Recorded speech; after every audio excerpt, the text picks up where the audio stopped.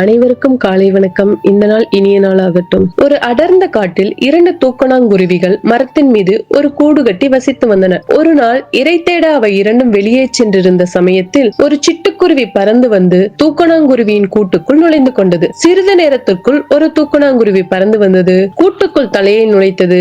கூட்டுக்குள் சிட்டுக்குருவி இருப்பதை பார்த்துவிட்டு, குருவி அக்கா, எங்கள் வீட்டில் நுழைந்தது எனக்கு இடமில்லாமல் பண்ணிவிட்டாயே, தயவு செய்து வெளியே போய்விடு என்று கெஞ்சி கேட்டுக்கொண்டது. போடி போ, உன்னால் முடிந்ததை பார்த்துக்கொள், இனிமேல் இது என் வீடு, நான் இதை விட்டு போக மாட்டேன் என்று குருவி மறுத்து விட்டது. தூக்கணாங்குருவி அங்கிருந்து வருத்தத்துடனும் யோசனையுடனும் பறந்து போனது. சிட்டுக்குருவி கூட்டில் ஹாயாக உட்கார்ந்து பாட்டு பாடிக்கொண்டிருந்தது. திடீரென்று தூக்கணாங்குருவிகளின் கூட்டம் பறந்து வந்தது. ஒவ்வொன்றும் ஈரமண்ணை அழகில் கொத்தி வந்து கூட்டின் வாசலை கொஞ்சம் கொஞ்சமாக அடைத்து பூசின. கூட்டின் வாசல் குறுகி கொண்டே போனது. முதலில் சிட்டுக்குருவியின் கழுத்து, பிறகு தலை, கடைசியாக அழகு என்று தெரிந்து கொண்டே வந்தது. கடைசியில் ஒன்றும் தெரியவில்லை. தூக்கணாங்குருவிகள் சிட்டுக்குருவியை கூட்டுக்குள் வைத்து அடைத்து பூசிவிட்டு பறந்து போயின. அடுத்தவர் பொருளுக்கு ஆசைப்பட்டால் இதுதான் கதி என்று தாமதமாக உணர்ந்த சிட்டுக்குருவி அந்த கூட்டுக்குள்ளேயே மூச்சடைத்து இறந்து போனது. இதைத்தான் பரிசுத்த வேதாகமத்தில் நீதிமொழிகள் 7:23 ஒரு குருவி தன் பிராணனை வாங்கும் கண்ணியை அறியாமல் அதில் விழ